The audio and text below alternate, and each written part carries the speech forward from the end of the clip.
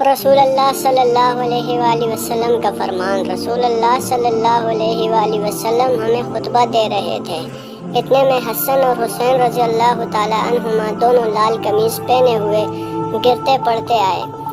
آپ صلی اللہ علیہ وآلہ وسلم ممبر پر سے اتر پڑے، انہیں اٹھا لیا اور لے کر ممبر پر چڑھ گئے۔ عنوان: حضرت حسن اور حضرت حسین رضی اللہ تعالیٰ عنہما کے فضائل۔ اہل بیت سے محبت کے دعوے میں سچا کون ہے اور جھوٹا کون؟ حوالہ: سنن ابی داؤد، حدیث نمبر 1109۔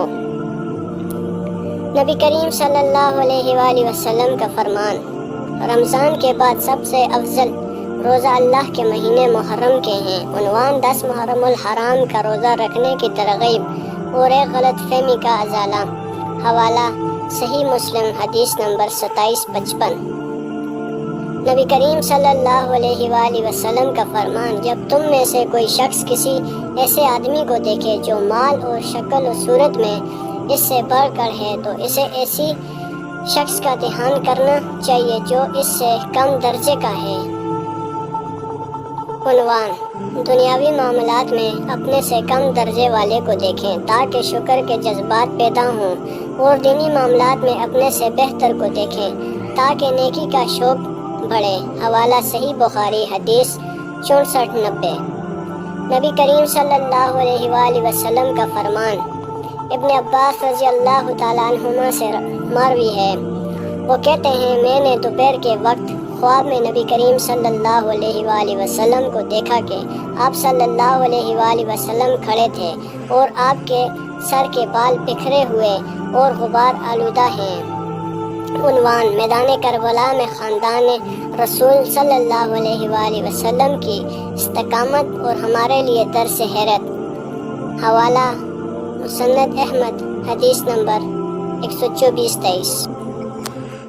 ام سلمہ رضی اللہ تعالیٰ عنہ نے فرمایا میں نے رسول اللہ صلی اللہ علیہ وآلہ وسلم کو دیکھا ہے، یعنی خواب میں آپ کے سر اور داڑھی پر مٹی تھی، تو میں نے عرض کیا آپ کو کیا ہوا ہے اللہ کے رسول؟ تو آپ نے فرمایا میں نے حسین کا قاتل ابھی دیکھا ہے۔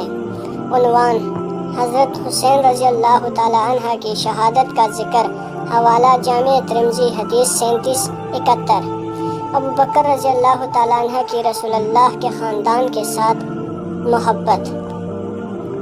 ابو بکر رضی اللہ تعالیٰ عنہ عصر کی نماز سے فارغ ہو کر مسجد سے باہر نکلے تو دیکھا کہ حسن رضی اللہ تعالیٰ عنہ بچوں کے ساتھ کھیل رہے ہیں۔